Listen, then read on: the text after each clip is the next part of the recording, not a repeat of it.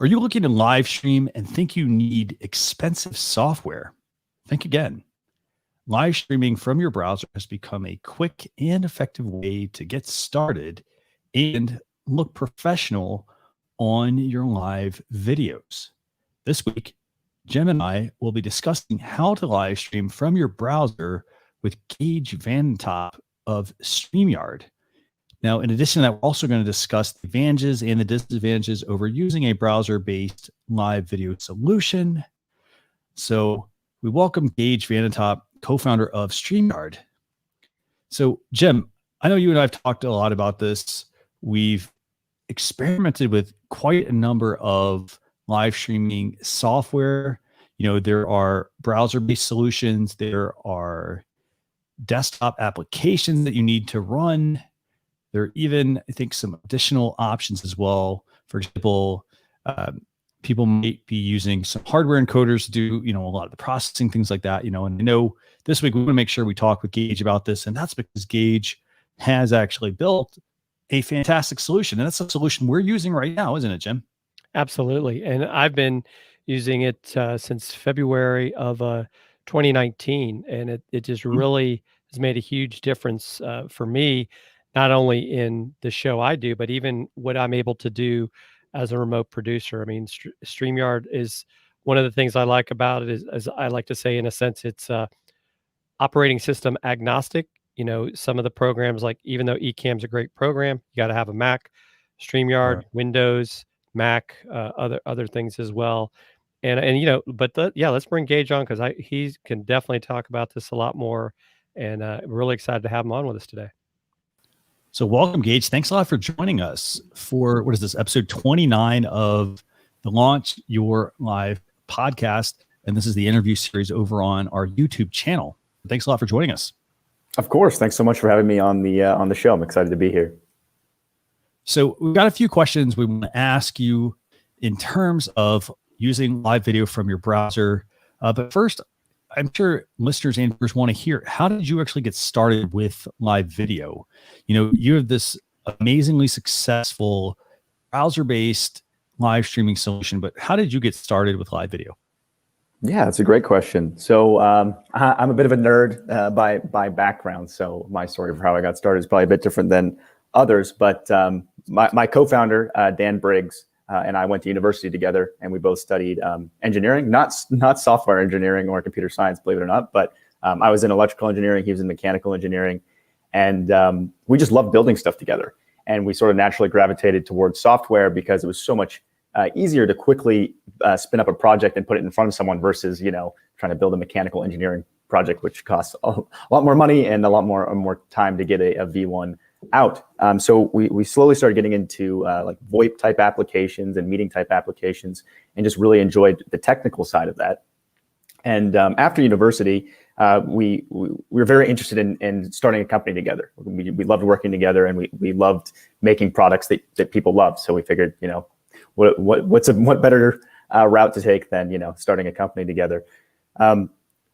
So why live streaming? So Twitch was always fascinating, particularly to me, Dan as well, but I was more interested in Twitch mostly from a business perspective, because I don't know how familiar people are with the live streaming landscape out there, but there's been a lot of platforms that have come and gone, like dozens, probably maybe even hundreds. I don't know. There's been a lot of failed live streaming platforms, and Twitch was one of the first ones to really find the right recipe, where they had this explosive growth. And our hypothesis was that it sort of came down to a few different factors. So one of those was demographics. So gamers are pretty tech savvy individuals, and they have the powerful computer for playing the video games, right? So it's pretty easy for them to set up a high quality with good production broadcast, because they have the know-how and they have the computer to do it.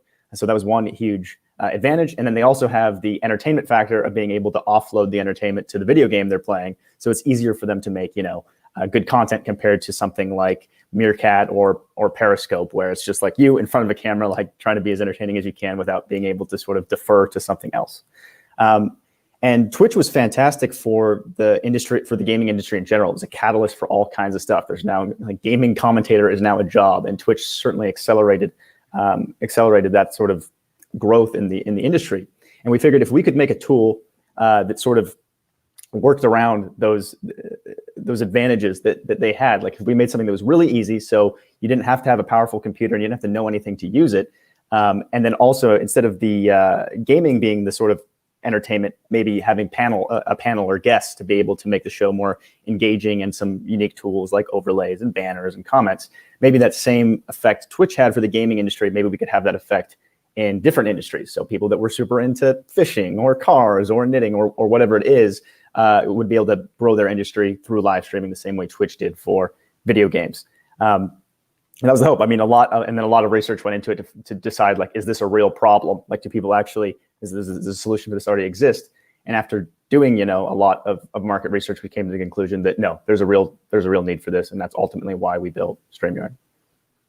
Fantastic. I will say this. I mean, you mentioned there probably were hundreds of various live streaming software. I can tell you right now, I tested a ton of them, and my bank account tested a ton of them as well, unfortunately, and it was, I would use a service for maybe a month and then it would get bought out, for example, just as it was starting to gain some steam, like Blab started back in the days of Blab, moved into, and I liked the platform. And then we moved into some other ones, and I moved into one of them literally got bought, I think 2 weeks after it. So really, I will say it made it so hard to okay, so what's the next one? Because I needed features, the ones you've described.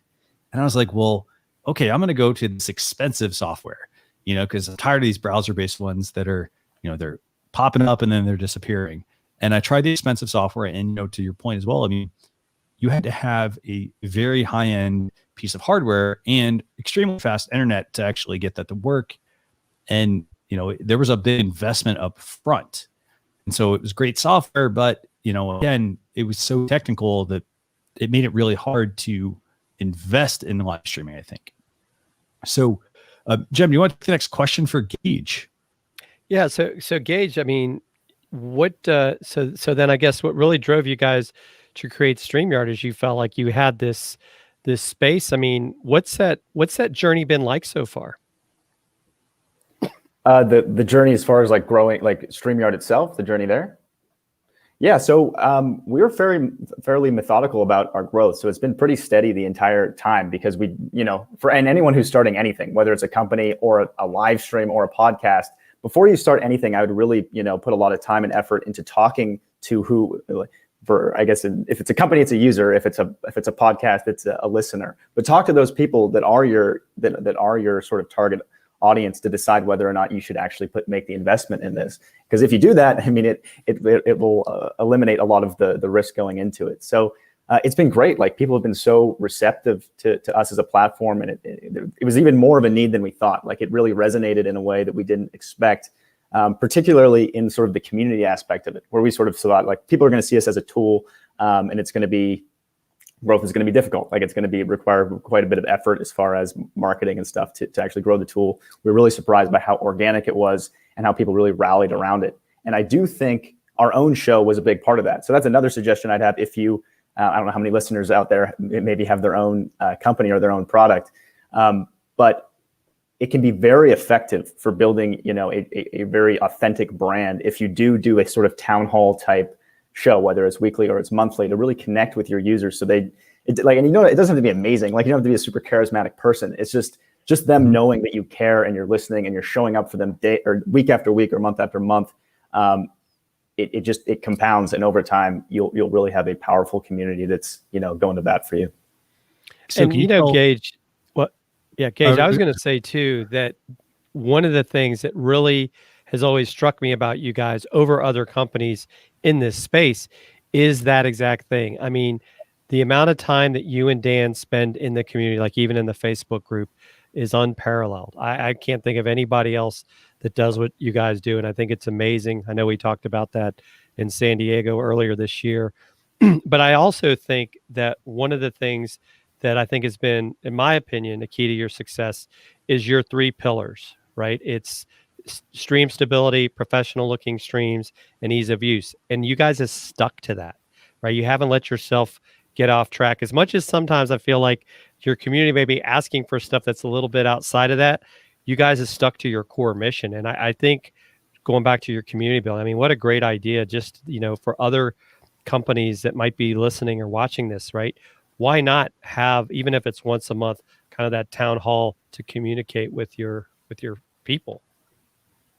Yeah, absolutely. And I totally agree. The pillars, I should have mentioned them. Those have been big for us as well. And we do our very best to not compromise. There's definitely a gray area between overreaching and not, but I think people respect that as well. Like the people that use StreamYard want something that's easy and just works. And they respect the fact that we're committed to serving them and we're not, getting distracted by bells and whistles and things like that.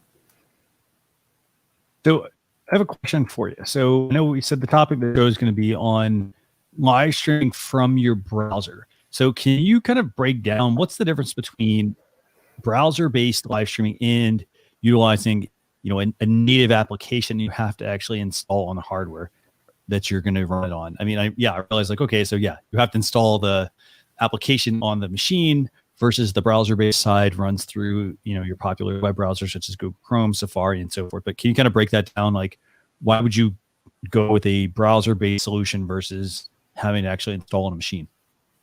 Yeah, that's a great question. There's quite a bit to unpack there. So people often use the term browser-based, but I wouldn't actually classify StreamYard as a browser-based tool. So the browser happens to be, the technical term is the client. Like the browser is how you access StreamYard.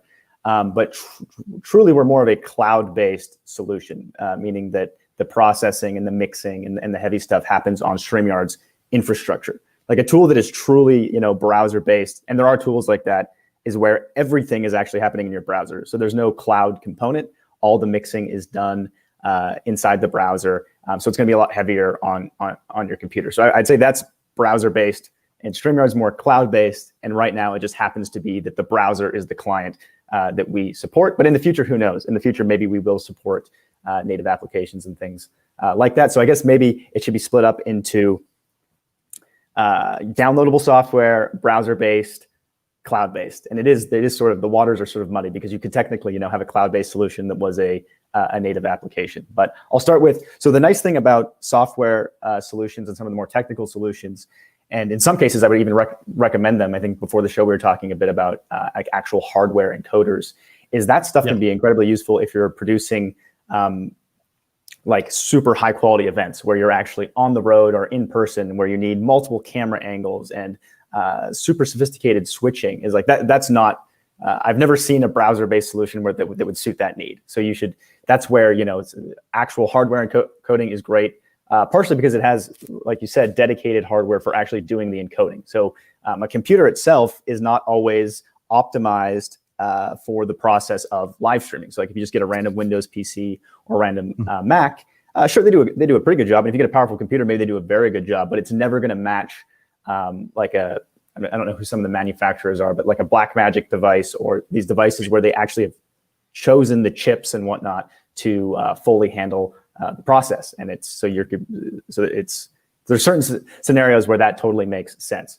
I would suggest maybe looking at browser-based. I'm not a huge fan of in general because it sort of is like, it doesn't have the advantages of cloud-based, and it doesn't have the advantages of the software where you have some more flexibility as far as the types of devices you can use and how technical you can get. But cloud-based, I would consider using if you need a simple tool that just works no matter what device you're on. So because it doesn't matter if you're on a Chromebook or if you're on a powerful computer, because that mixing is happening off of your system, you're going to have a good experience no matter what. Sure, you're not going to be able to, maybe have 6 different camera angles or do crazy switching or things like that. Maybe in the future, maybe there'll be. I guess I'm speaking specifically about StreamYard, but maybe in the future there'll be more cloud-based tools that do handle things like that. But I'd probably make the decision based on what equipment do you have, how much of an investment do you actually want to make into learning the equipment. Like it's not a no-brainer figuring out how hardware encoders work and how to set them up and whatnot. So I guess I would make the decision based on how highly produced does your show need to be, how much time do you want to put into learning that stuff, and then go from there. Yeah, so that really sounds like you're kind of giving us some of the advantages of that. And so I guess I had never thought of it, right? You're learning something just by having this interview, because I guess everyone thinks of you as a browser-based software, but like you said, you're really in the cloud. So how do you see that then as the advantage over, like, say, using software, or to your point, even like if you want to call it classic browser-based live streaming? Yeah, so the main advantage of the cloud is that your computer isn't doing the work, right? And it's probably more reliable, assuming you're using a good cloud-based solution, and that at least I can speak to StreamYard if like it accounts for different types of failures, right? So your computer, it's a low percentage chance, but it's possible that, you know, your internet goes out or the computer just breaks down. Whereas when you're in the cloud, like StreamYard, for example, if a system on StreamYard has an issue, that stream is automatically picked up by another computer, and the process just goes on seamlessly. I mean, you're still susceptible to, if the client itself loses internet, you're still going to have that problem, but you sort of mitigate the risk for certain things just because you have a cloud that is dealing with it. That being said, most cloud solutions are never going to have the customizability that you're going to have on your own computer, where you can literally do whatever you want, have a crazy powerful computer and do whatever you want, because a cloud-based solution is always going to be tailored to the needs of many people versus if you set something up entirely on your own. But yeah, it is an interesting distinction, because theoretically you could have a software, you could have a downloadable software that had a cloud component to it. So we're a cloud-based solution where the client, the way you stream from, is the browser, but theoretically we could in the future have a downloadable native software component as well. And I've even noticed and realized, especially over these last few months, you know, your solution is actually usable on other platforms, where I'm able to like use StreamYard in a sense as a virtual camera on other programs, like you know, some of these, if you want to call them virtual events, they allow a live stage, and you're able to use StreamYard through I always get dyslexic, but RTMP, to allow me to use a lot of your features, which I think is great. And is that one of those things that you guys are constantly looking at? It's like, how can this tie in with other stuff because it is cloud-based? Yeah, absolutely. The virtual event space is, you know, obviously exploding right now because of the situation that we're in. So yeah, we're actually looking to offer more support for them. Like you said, we do have the RTMP option, but then you lose sort of the niceties of having a direct integration, like comments and things like that. So we are in talks with some of these virtual events platforms to make those direct integrations, so you can get the full experience that you get on like a Facebook or a YouTube or a LinkedIn. And yeah, the cloud certainly plays a role there for them and for us. So obviously, because they're actually hosting the stream, essentially every virtual events platform is a cloud-based solution as well. And that's not to say that you couldn't use, like, you could totally use OBS or Wirecast or vMix with those virtual event platforms. And I mean, the advantages and disadvantages go back to what we said before. So you have full customizability, but you are relying on your own computer versus the cloud, where there is some extra reliability there as far as like the system having issues or something like that. So is it basically just true to say that all I really need is a good quality, stable internet connection to essentially use a base solution? I mean, is that kind of the best way to look at it, I guess? Absolutely. So yeah, I should have noted that. So one of the most important things when you are using a cloud-based solution is going to be the internet connection, because unlike the downloadable stuff where it's happening locally, all the mixing is happening locally, with a cloud-based, first your data has to get into the cloud. So if you have a great internet connection and a low-power device, it's still going to be a great experience because it's doing all the heavy lifting on the cloud. But if you have a super powerful computer and a bad internet connection, it's not going to be a great experience, because not all your data, what you get out can only be as good as what you put in. So if it's not all getting into the cloud, you're going to have a bad experience. But even for a downloadable software, if your internet is not so good, it can cause issues as well. It's just not as much of a problem because of the real-time component. So when you're using a downloadable software and it's just you streaming, if you're on a poor Wi-Fi connection or you're dropping packets, that stuff can basically buffer up. So it's like, okay, a bit more delay will happen in the stream, but it will still be smooth. But for software that facilitates guests, that's not really an option, because you have to maintain the way we're having a conversation. One of us can't just start be like 10 seconds behind or something, right? So it has to maintain that real-time connection. So having a good internet connection is of course I should have mentioned it, and it's extremely important. Fantastic. So Jim, do you have another question for Geige? Well, yeah, actually, and I guess this is maybe the reason why you guys have been able to allow people to actually live stream from their tablets or even their mobile phones. I mean, because it is the cloud-based solution. And and we'll maybe talk about this a little bit later. But I mean, I think that's something that a lot of people have liked, even though me personally, and I think Christian as well, think that doing stuff from the computer is really your best option, because when you're working on that really small device that's about the size of these screens right here, it's kind of hard to do a lot of stuff.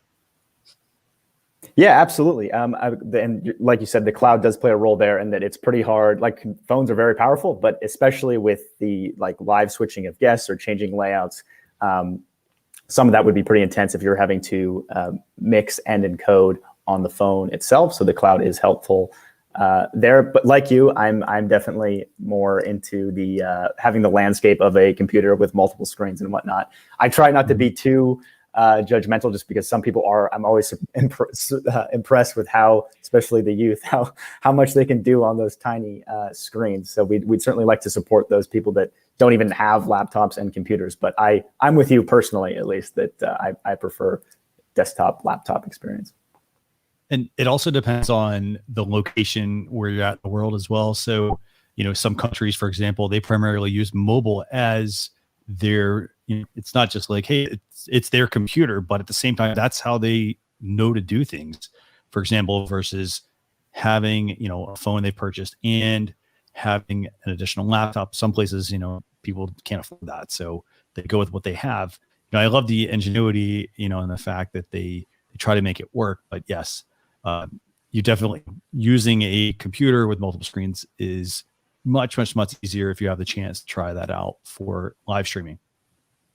So if somebody who wanted to get started with live streaming, for example, using StreamYard, or in this case, the cloud-based solution, browser-based solution, like, what are 3 tips that you can share with viewers and listeners? What do they need to make this happen? I mean, there's a lot of different components. I know you mentioned overlays. I know we talked before this about countdown timers. We just talked about internet, but are there any tips that you think can really get people off on the right foot, or anything that will help them, move themselves in the right direction and see, a solid impact at the start? Yeah, absolutely. And I think the most important stuff isn't even necessarily technical or tool oriented. So, I mean, it's a trite saying, but I do think, starting with why you actually want to live stream is really important. And sort of what we talked about at the beginning, doing the research to determine, like, is this worthwhile for me? Like, is there enough demand for this type of content? Do I actually want to make this content? And before you start doing anything, decide why you're actually doing it and what your sort of KPI, like key performance indicator, is going to be. Because I've been super surprised to hear, like, what different people consider a success. So it matter, and it also is going to matter a lot as far as your strategy for what that KPI actually is. So for some people, it's, I've seen some people that get 50 live viewers and they consider that to not be a success, because it's not. They want to have enough viewers that they can actually make ad money and have a huge presence. And 50 viewers is not acceptable at all. And so if that's the case, you're going to have a different strategy than other people I've talked to who maybe get a couple viewers and they get and they consider it to be a huge success because they use the show in a different way. So, like, for some, like one interesting use case I've seen with people is the focus is not even 100% the viewer. Part of the KPI is the networking effect of the guest. So it's more about the guest. Like, they have maybe they have a product or service where forming that relationship with the guest, of having them on the show, is much more important than how many people are actually watching the show. Or maybe they do have a decent amount of people watching the show, but that's not actually the KPI. The KPI is how many of these connections can I form. So I guess the point I'm making is how you decide to do things and how you measure things is going to be what you think is a success is really important. So start with that before you do anything. Okay.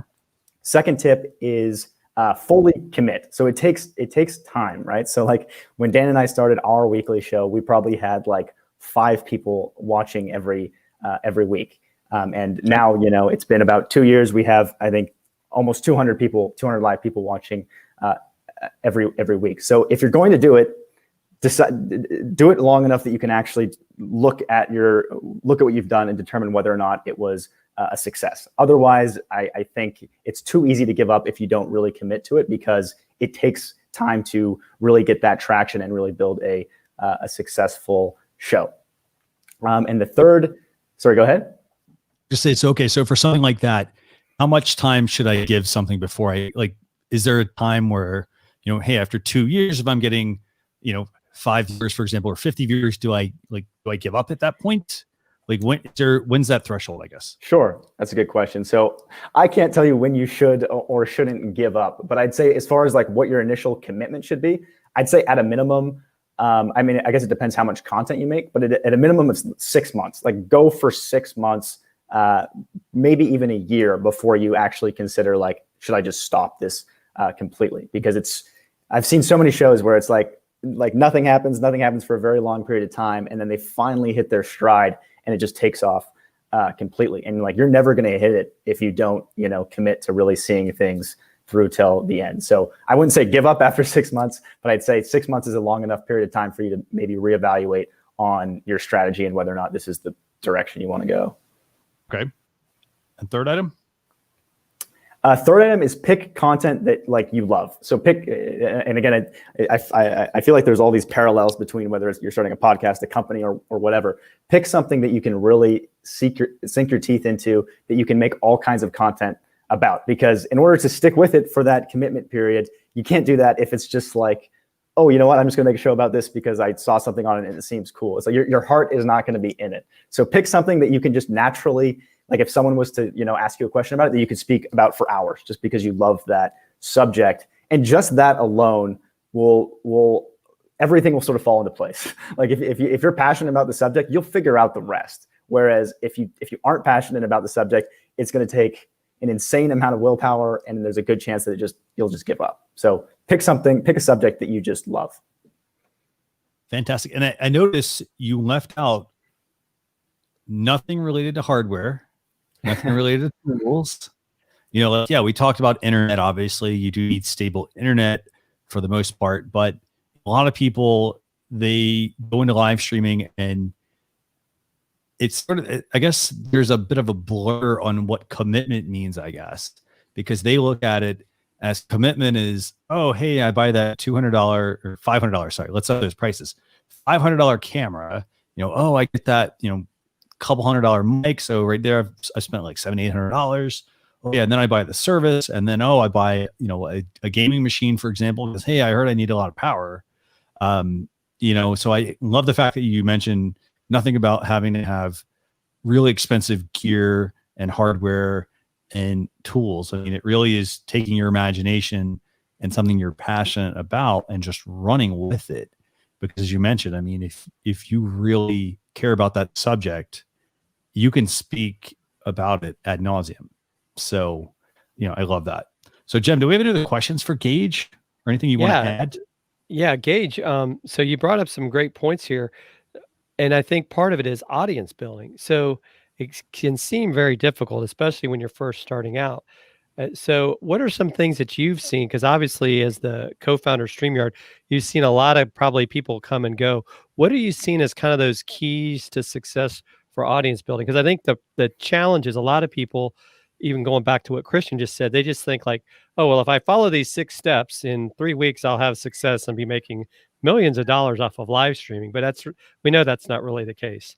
Yeah, absolutely. So yeah, I guess there's the high level strategy, and then there's the actual tactics. So going back to what I said before, the number one thing is those 3 things. And then I think if you have those things sorted out, it'll be much easier for you to just figure things out on your own. But as far as actual tactics, things that I've seen work well, interviews are great because especially if you have a system in place and that you leverage the audience of the person you're interviewing. So every time you interview a guest, not only are you promoting that guest to your own network, they're also promoting you, hopefully, to their own network. So that can be, if you create a system in place for that, where you're just every guest you follow up, like, here's the show, please share it out, whatever else, that can be a systematic way for every time you do a show, you're reaching new eyes and new listeners, and it's benefiting both you and the guest. So that's one tactic that I've seen some people that works really, really well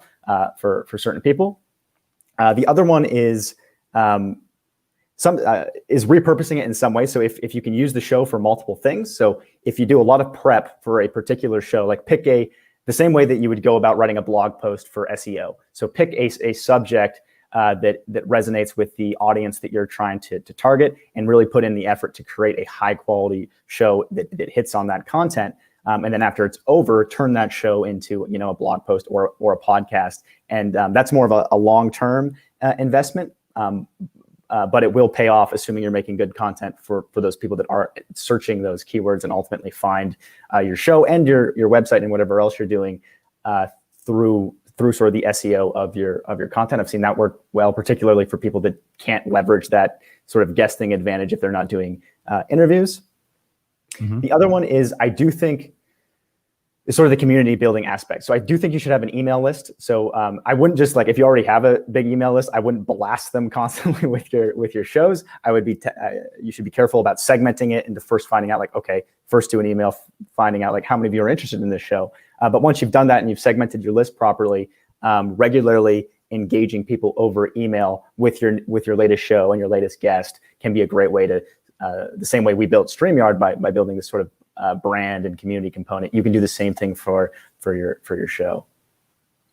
And I will say this, I mean, to the whole email list point, you know, it makes a lot of sense to, for example, maybe at the beginning, you want to send out, you know, a broad message to every one of your people on your lists, but you also want to then have a separate list. And one thing I would tell people to do is, your email marketing service, a lot of times they do include a tagging feature. And so when you go to send out that email, you can go behind the scenes before you send it out. And let's say it's a link to your, you know, show, for example, or a website or a page on your website or something, you know, and you can say, hey, if you're interested in, for example, my show, click on whatever the link is, and you can have behind the scenes a tag that is the title of your show. And you can then run a separate email campaign that says, hey, you know, thanks a lot for clicking on my link. I wanted to invite you to join an email list where we broadcast, you know, when the show is going to be, if there's a recap, and so on. So that way it can help you quickly segment that audience, I think, a lot better, and make sure, you know, you're not just bombarding people that are on your list with information that they might not necessarily be interested in. This helps you easily move those people. So I think those are some great points there. So Jim, you want to ask the next question of Geige? Yeah. So Geige, I mean, from my perspective, you know, as a, I mean, not necessarily, I won't say I'm an outsider, because I'm not, you know, in the boardroom there, but you guys have had some incredible growth at StreamYard, you and Dan as a team. What do you see as the future for you and for StreamYard? Yeah, absolutely. So, I mean, Dan and I love what we're doing, right? Like, we love, my biggest enjoyment in life is making products that are useful to people. So we want to continue creating as much value as we possibly can for our user base and for our community, because it's what we enjoy. It gives me a sense of purpose, and we like doing that. And I do think we'll always stay true to our three pillars: ease of use, stability, and professional streams. Like, we always want to be a tool that just sort of gets out of your way. Because like back to my tips, none of my tips were about tools themselves, because I think that ultimately reflects how Dan and I view StreamYard. Is it always should be something that just gets out of your way for the folks that are passionate about the content itself. The tools, we want to make tools that are really easy, because the tool is not the important part. You're the important part, and your content's the important part. So we just want to make tools that make it really easy for you to go live and have a great experience. So, no, that's not the most exciting answer. Is that we'll just continue, you know, being as true to those three pillars as we can, and just supporting people and listening to our users to create the best product possible. But that's where we're at. I mean, the growth has been insane, obviously, because of the pandemic and everything. So we're also a big focus, especially of mine, is, you know, making great hires and growing our team and having a great company culture and all of that sort of stuff as we grow. But the fundamentals are always, you know, make a product that people love is what we're about. No, and I think overall, I mean, this has just been a very eye-opening, you know, interview with you. I mean, just, you know, the fact that you're using a cloud-based solution, and I love the fact that you clarified that, because, you know, a lot of people, they go into this thinking they think they have to spend a ton of money to get that, you know, to get that live stream that, you know, you're going to be doing, for example, from a sporting event and things like that. Or, you know, they're going to use the native solution, you know, whether it's like a Facebook Live or a YouTube Live or doing something direct, you know, and for something like that, well, then they're like, well, hey, I need the hardware, I need the equipment and whatnot. But I absolutely love how you've clarified that for people, because, I think that's a real important point. They should basically be able to live stream, as you said. I mean, let everything else get out the way. And a lot of people, I think, for them to get started, I mean, it's an uphill battle. Like, oh, well, they got to save up the money for something that they really necessarily need. So I love how you absolutely clarified that. Jim, do you have anything else we want to ask Geige? Yeah, Geige, what's the best way for people to connect with you? I mean, I know obviously they can follow StreamYard, but people like to follow you too. You've become a celebrity, whether you like it or not. Well, that's kind of you to say. So I'm still fairly active everywhere where StreamYard is. So I mean, joining our StreamYard community group is a great way to connect with me, or just following our Facebook page or YouTube channel. I try to stay very active there. But personally, if you want to connect with me completely, or truly directly, I did actually create a Twitter this year, 2020. I made a Twitter account, so you can tweet at me if you like. My Twitter handle is just my first name and my last initial. So Geige V, just Geige V. Have a LinkedIn as well if you want to find me there. But StreamYard is probably the best way to connect with me. Fantastic. So I want to thank everybody for joining us for episode 29 of the Launch Your Live podcast, where we discussed how to live stream using cloud and browser-based solutions with Geige Vandentop, co-founder of StreamYard. Geige, absolute pleasure having you on both the YouTube live interview and on the podcast. But absolute pleasure, and we're looking forward to bringing more users to StreamYard. I mean, they definitely need to check it out. It's a fantastic piece of software. So thanks a lot. Of course. Thanks so much for having me on. It was a great time. For those of you, by the way, who want to get more information, head to launcher.live/EP29, and we'll see you all on a future episode. Thanks a lot for tuning in.